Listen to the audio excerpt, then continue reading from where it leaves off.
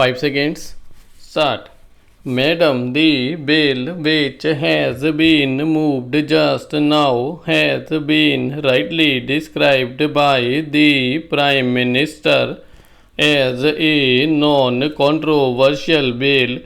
and as a bill which is very useful in order to develop the atomic energy in our country.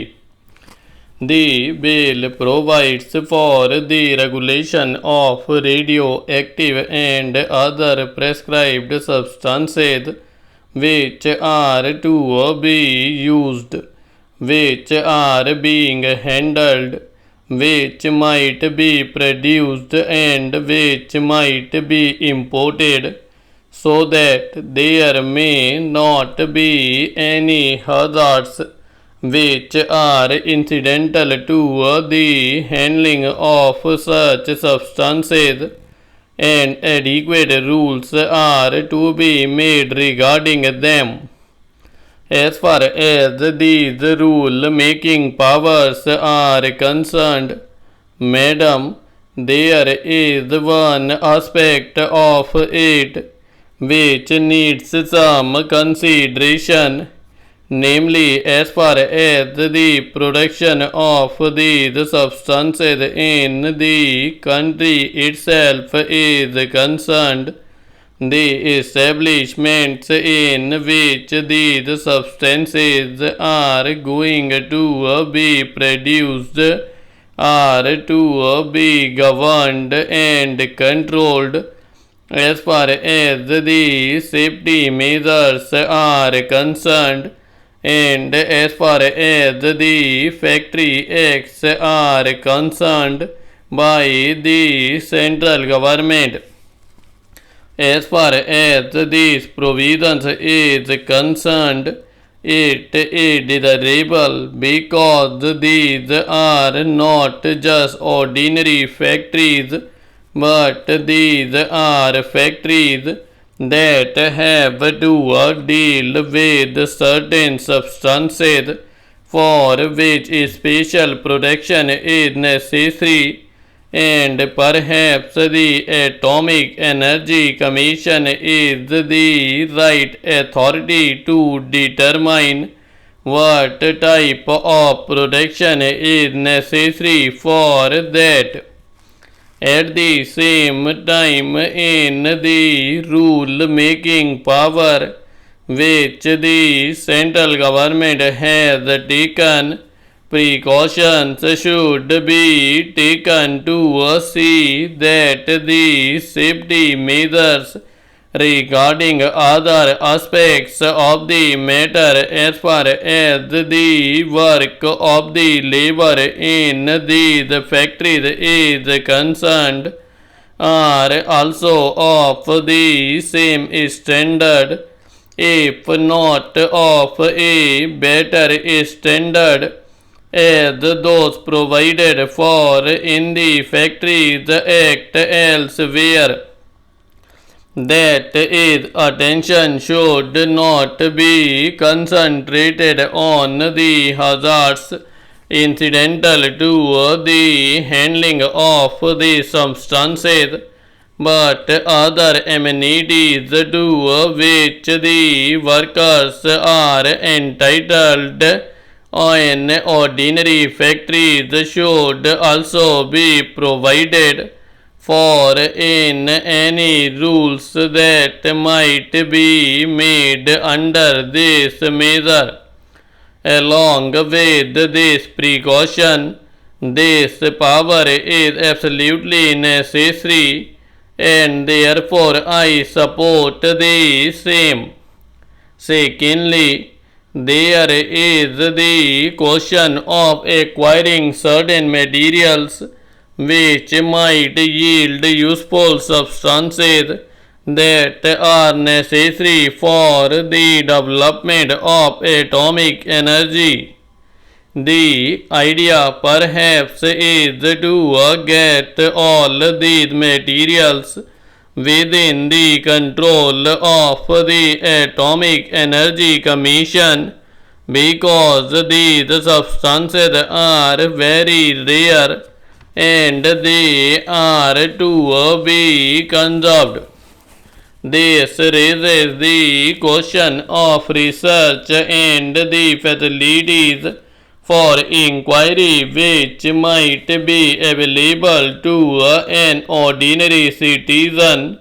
who may not be fortunate enough to have some employment